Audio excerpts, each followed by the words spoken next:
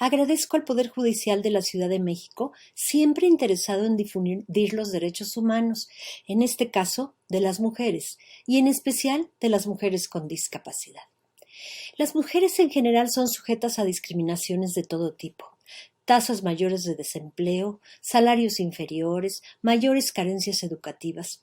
Ciertas formas de violencia son específicas contra la mujer. Esto es causado fundamentalmente por la falta de igualdad entre hombres y mujeres, mostrando características que la acentúan y que tienen que ver con el origen, el estatus, la edad, la preferencia sexual, la cultura y educación recibidas. Pertenecientes a varios grupos en desventaja, las mujeres con discapacidad se enfrentan a múltiples barreras que dificultan la consecución de objetivos de vida considerados como esenciales. Su lamentable invisibilidad provoca formas interseccionales de discriminación, porque, como sabemos, no constituyen un grupo homogéneo. Las hay adultas mayores, lesbianas, migrantes, desplazadas, indígenas, con diferentes discapacidades. Las más discriminadas son las mujeres con discapacidad psicosocial e intelectual. Esto lleva a dobles, triples, múltiples discriminaciones.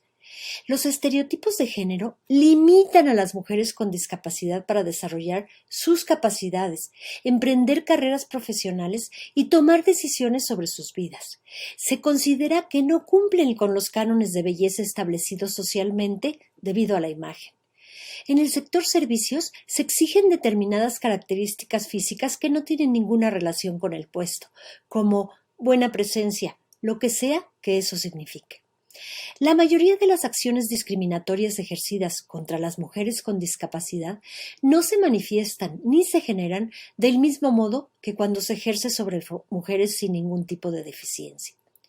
La confluencia de todos estos factores hace que las mujeres y niñas con discapacidad se conviertan en un grupo con un altísimo riesgo de sufrir violencia, lo que supera ampliamente los porcentajes de malos tratos que se manejan respecto a las mujeres sin discapacidad. Existen algunos agravantes más. Variación en la definición del concepto de maltrato. Dificultad para reconocer como señales de maltrato circunstancias que se asocian de forma natural, entre comillas, a la condición de mujer con discapacidad.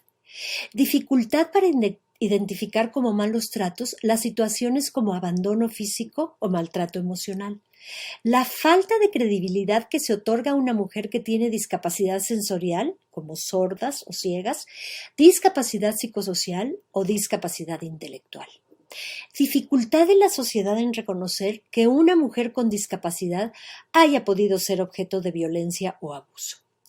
En la Cuarta Conferencia Mundial sobre la Mujer, celebrada en Beijing, China, en septiembre de 1995, se puntualizó: algunos grupos de mujeres, como las que pertenecen a grupos minoritarios, las mujeres indígenas, las mujeres refugiadas, las mujeres con discapacidades, son también particularmente vulnerables a la violencia, añadiendo que se debe garantizar por parte de los gobiernos el acceso de las mujeres con discapacidad a la información y los servicios disponibles en el ámbito de la violencia contra la mujer.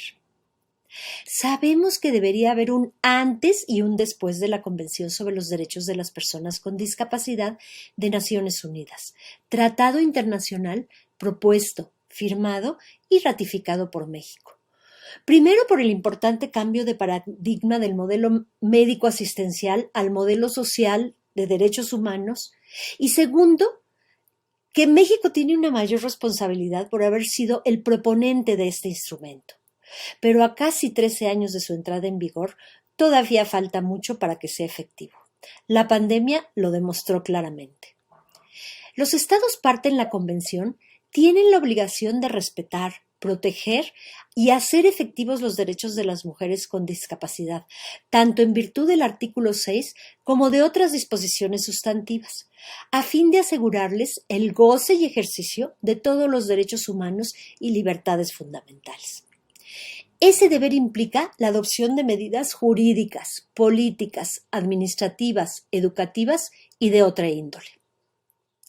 El artículo 6 de la Convención es una disposición vinculante por ser las mujeres con discapacidad más susceptibles de discriminación. Es transversal, unido a todos los demás artículos. Es una respuesta a la falta de reconocimiento de los derechos de las mujeres y niñas con discapacidad y exige a los Estados parte que vayan más allá de abstenerse de realizar acciones discriminatorias y adopten medidas encaminadas al desarrollo y potenciación de las mujeres y niñas con discapacidad, que se reconozca que son titulares diferenciadas de derechos, que las medidas para promover educación, empleo, participación social y justicia sean en igualdad de oportunidades que las demás. La observación general número 3 de 2016, elaborada por el Comité, es una interpretación del artículo 6 de la Convención y está fundada en los principios generales de la misma, centrándose en los aspectos de mayor preocupación en relación con niñas y mujeres con discapacidad. Define claramente los diferentes tipos de discriminación a la que son sometidas. Les recomiendo su lectura. El Comité ha encontrado, a través de los informes de los Estados parte y de los informes sombra de las organizaciones de la sociedad civil, que en general prevalece la discriminación múltiple e interseccional. Prevalece la discriminación por razón de género, de discapacidad u otros factores. Persiste la negación del reconocimiento como persona ante la ley a las mujeres con discapacidad psicosocial o intelectual, que son segregadas en instituciones en las cuales son objeto de violencia de todo tipo. Falta de higiene, falta de privacidad, información inaccesible o inexistente, esterilizaciones y abortos sin consentimiento, violaciones sexuales y, durante la pandemia, altas tasas de contagio y muerte. Se encontró también que persiste la violencia doméstica, sexual y de otros tipos contra las mujeres y niñas con discapacidad, como la explotación económica o la violencia laboral. Sigue la exclusión o participación insuficiente en la adopción de decisiones en la vida pública y política. Persiste la falta o son insuficientes las medidas para promover la educación, el empleo, la participación política y la justicia de las mujeres con discapacidad. Pero el artículo 6 y su observación general número 3 no son los únicos en la protección de mujeres y niñas con discapacidad. Para todos, el Comité ha enviado recomendaciones a los Estados parte y, por supuesto, a México para que se transversalicen las leyes y políticas de las mujeres de modo que incluyan a las mujeres con discapacidad. Sobre el artículo 8, resalta la poca sensibilización y concientización que existe en los tres poderes de gobierno y en la sociedad en general acerca de los derechos de las mujeres con discapacidad. Sobre el artículo 12, porque las mujeres con discapacidad intelectual o psicosocial siguen siendo privadas de su derecho a la igualdad ante la ley, sometidas a tutelas y curatelas que les impiden ser ciudadanas en igualdad de condiciones que las demás. Sobre el artículo 13, el Comité le dice a México que le preocupa el escaso acceso a la justicia de personas con discapacidad, de comunidades indígenas, de mujeres y niñas con discapacidad víctimas de violencia y abuso, de aquellas institucionalizadas, de niños y niñas con discapacidad. Sobre el artículo 15, protección contra la tortura y otros tratos o penas crueles, inhumanos o degradantes, el Comité urge a México a iniciar procesos de investigación administrativa y penal con el objeto de sancionar las prácticas violatorias de los derechos de personas con discapacidad institucionalizadas y que ponga fin al uso de medidas de coerción física y de aislamiento. Asimismo, pide al Estado mexicano que fortalezca el Mecanismo Nacional de Prevención de la Tortura con suficiente presupuesto, personal capacitado y garantías de su independencia. Para el artículo 16, protección contra la explotación, la violencia y el abuso, el Comité observa que en México las mujeres y niñas con discapacidad, especialmente indígenas, son frecuentemente víctimas de violencia y abuso y no cuentan con medidas efectivas para su protección y reparación de daños. Urge al Estado mexicano a implementar las medidas para prevenir, proteger y reparar a las mujeres y niñas con discapacidad víctimas de violencia. Asimismo, solicita a México la recopilación periódica de datos y estadísticas sobre la situación de las mujeres y niñas con discapacidad ante la violencia, la explotación y el abuso, incluido el feminicidio. Y sobre el artículo 17, protección de la integridad personal, el comité urge a México a iniciar procesos de investigación administrativa y penal a las autoridades judiciales y sanitarias e instituciones que recomiendan, autorizan o aplican esterilizaciones forzadas a niñas, adolescentes y mujeres con discapacidad, y que garantice el acceso a la justicia y reparación para las víctimas. Sobre el artículo 23, el comité recomienda establecer programas para proporcionar apoyo adecuado a las madres con discapacidad psicosocial para ayudarlas en sus responsabilidades con sus hijos. Sobre el artículo 25, al comité le preocupan las restricciones en el derecho a acceder a servicios de salud sexual y reproductiva de las mujeres con discapacidad y las presiones que éstas reciben durante su embarazo para que aborten. Sobre el artículo 27, porque no hay igualdad en el acceso al trabajo para las mujeres con discapacidad. En el artículo 28, porque no se cumple el derecho de las personas con discapacidad y especialmente de las mujeres con discapacidad a un nivel de vida adecuado, a la protección social, a la reducción de la pobreza, a programas de vivienda pública y beneficios de jubilación. Y el artículo 29, porque casi no las vemos en puestos de mando o de elección popular. Existe en nuestro país falta de comprensión de las relaciones entre la Convención y los Objetivos de Desarrollo Sostenible de la Agenda 2030, también comprometida por nuestro país. ¿Cómo podrá una mujer con discapacidad, sometida, sin educación, sin recursos económicos propios, conseguir para ella y su familia el objetivo número 1, erradicar la pobreza? El 2, poner fin al hambre. El 4, garantizar una educación inclusiva. El 5, lograr la igualdad de género y empoderar a mujeres y niñas. Y el 8, obtener un empleo digno. Por ello, en todos los informes que el Estado mexicano presente en relación con el cumplimiento de tratados internacionales, México debe señalar claramente los avances con respecto a las personas más vulnerables, entre ellas a las personas con discapacidad y señaladamente a las mujeres y niñas con discapacidad.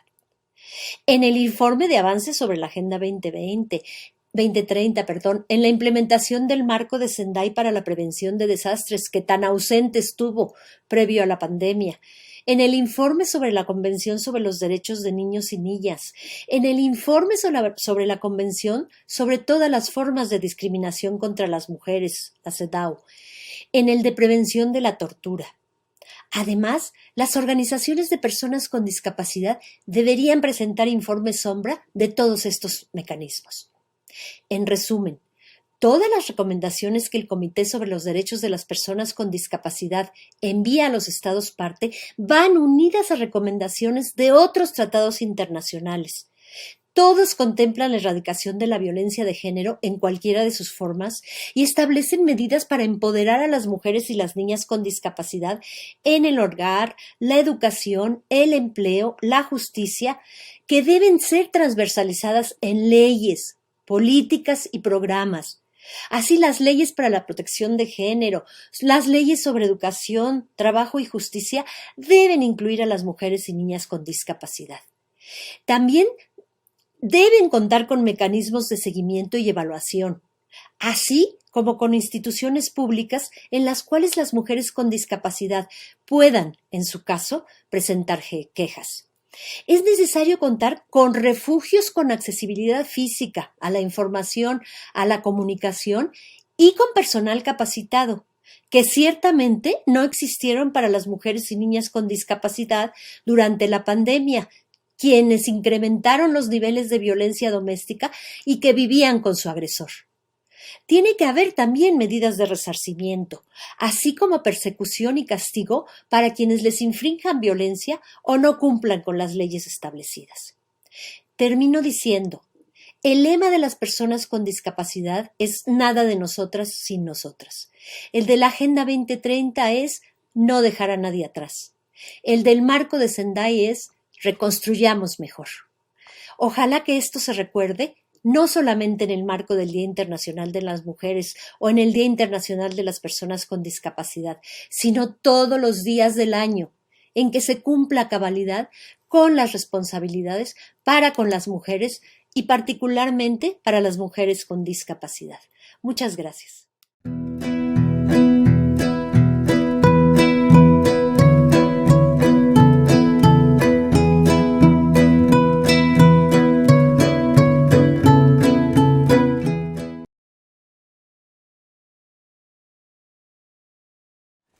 Buenos días a todas las personas que siguen esta transmisión. Agradezco la invitación que me ha hecho el magistrado presidente Rafael Guerra Álvarez para participar en esta conferencia en el marco del 8 de marzo, Día Internacional de la Mujer, que en este año lleva el lema Mujeres Líderes por un futuro igualitario en el mundo de la COVID-19.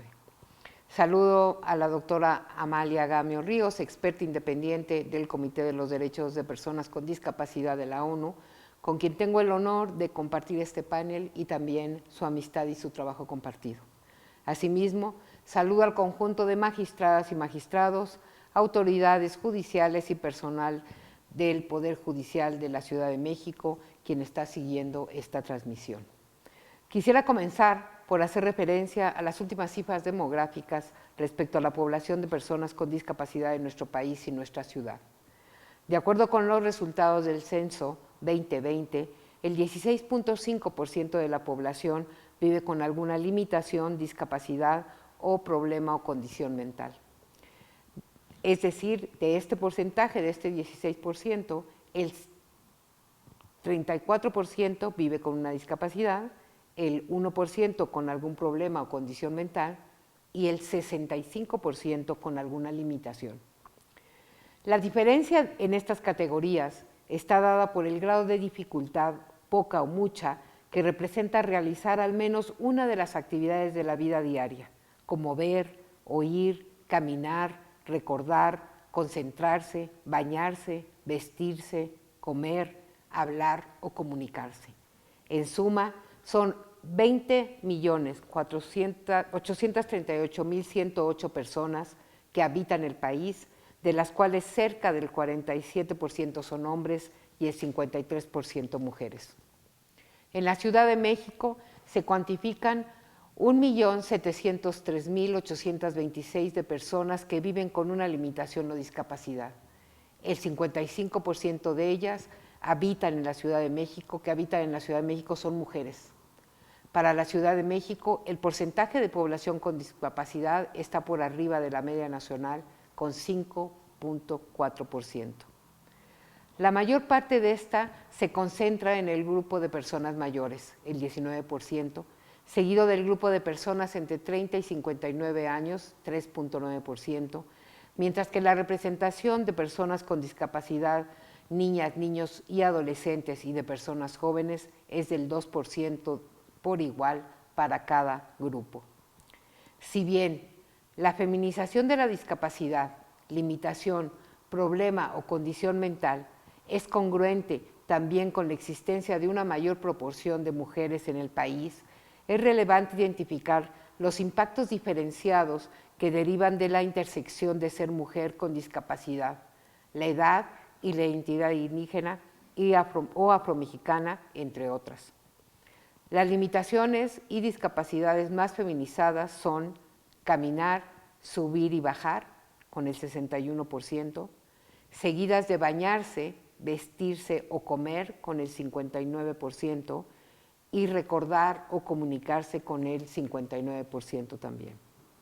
Por tanto, observar cuantitativamente los datos de feminización no nos aporta mucho en sí mismo para caracterizar el contexto particular de la calidad de ejercicio de derechos de las mujeres con discapacidad en el país o en la ciudad. En lo anterior, radica un primer énfasis en el planteamiento. El diseño estadístico desagregado en función de categorías como el género y la discapacidad es estrictamente necesario para realizar un análisis intersectorial de la discriminación y focalizar medidas que para tener este análisis que permita focalizar medidas que reviertan sus efectos. La situación no representa un reto exclusivo en la estadística demográfica o para fines del Sistema Nacional de Información y Estadística, lo que es para cualquier registro administrativo, incluyendo la estadística judicial. En este ámbito, en particular, la posibilidad de generar información en función de un enfoque diferencial para el análisis intersectorial es fundamental, pues se asocia con una obligación y un estándar establecido ya por la propia Corte Interamericana de Derechos Humanos en su jurisprudencia en el análisis de contexto. Al respecto del análisis de contexto y su relevancia para la interpretación judicial, quisiera hacer un segundo y relevante énfasis. Es difícil realizar un análisis de contexto si no se observan las categorías sospechosas involucradas en un caso concreto. De esta herencia judicial que nutre la interpretación jurídica depende en gran medida la protección efectiva de los derechos de todas las mujeres con discapacidad también. Sabemos que las mujeres son víctimas de una amplia gama de violencia de género, económica, física, sexual, obstétrica, psicológica, patrimonial, simbólica, política, digital, familiar, entre otras. Sabemos también que tanto la violencia como la desigualdad de género se ha profundizado con motivo de la pandemia por COVID-19. Para las mujeres con discapacidad seguramente se ha profundizado más. Para las mujeres con discapacidad institucionalizadas, quizá la situación ha sido más exigente, quizá este contexto ha sido el decisivo para la institucionalización. Este escenario, el de la institucionalización, es icónico de la violación de los derechos de las personas con discapacidad. El Comité sobre los Derechos de las Personas con Discapacidad de la ONU ha señalado que la institucionalización es en sí misma una violación al derecho de la vida independiente. Con respecto a las mujeres, es preciso decir que con frecuencia expone a las mujeres a violencia sexual y psicológica, y es resultado también de violencia económica y patrimonial. Toda esta situación cruza por la violación inicial de un derecho fundamental y frecuentemente negado por las instituciones jurídicas vigentes que deben de dejar de ser aplicadas e interpretadas en un sentido contrario al de la Convención de los Derechos de Personas con Discapacidad, el derecho a la capacidad jurídica, igualdad ante la ley. Este tema tendría que ser el que tendría que estarse discutiendo hoy que conmemoramos el Día Internacional de la Mujer, hoy que estamos hablando de mujeres con discapacidad en ese contexto, porque ese es el tema, y ese, junto con el análisis de contexto, son los temas a considerar y a tener y seguir teniendo en cuenta en el ámbito judicial. Al día de hoy, juicios de interdicción, determinaciones sobre guardia y custodia, pensiones alimenticias, medidas de protección en contextos de violencia familiar, son otorgados sin control de convencionalidad alguno, sin análisis de contexto alguno que involucre el género o la discapacidad como categorías de análisis que contribuyan a caracterizar cada caso e interpretar conforme a la Constitución. Sumado a ello, aún sigue pendiente el desarrollo e implementación de un sistema de ayudas y salvaguardas para la toma de decisiones en el ámbito judicial, pero también para cualquier otro espacio de ejercicio del principal derecho de las personas, la manifestación de la voluntad, la autonomía y la capacidad jurídica. El siglo pasado aún fue testigo de la imposibilidad de las mujeres a ejercer el derecho al voto, a administrar el patrimonio, a mantener la guardia y custodia, entre otros escenarios que consideraban a las mujeres como una categoría de menor capacidad racional. Lo fuerte que es escuchar esto debe permanecer y retumbar en nuestras mentes al revisar el texto actual. Mujeres con discapacidad que aún siguen siendo esterilizadas sin su consentimiento, que no pueden recibir herencias, que no reciben permiso, entre comillas, para vivir en pareja, estudiar, entre otros, por considerar a priori que no cuentan con capacidad para ello. Sobre todo, sumando a esta consideración con la omisión del Estado para implementar las medidas para revertir la situación. La implementación del sistema de apoyo, asistencia y salvaguardia para la toma de decisiones para la vida independiente. Es sin duda este derecho, el derecho a la autonomía, el derecho a la vida independiente, un derecho fundamental y responsabilidad del sistema judicial. Esperamos que de manera progresiva esta situación vaya cambiando en función de la generación de información desagregada, el fortalecimiento del análisis de contexto como metodología para la interpretación y argumentación jurídicas y la garantía de los derechos de las mujeres y las personas con discapacidad. No tenemos la menor duda que en este tipo y el haber escogido exactamente este tema para compartir con ustedes habla de una intencionalidad del sistema judicial de nuestra ciudad, una ciudad de avanzada con esta visión de derechos para poder romper brecha, para seguir transformando en este campo tan fundamental para la garantía de derecho de las personas con discapacidad en lo general y en particular para los derechos de las mujeres con discapacidad. Muchísimas gracias.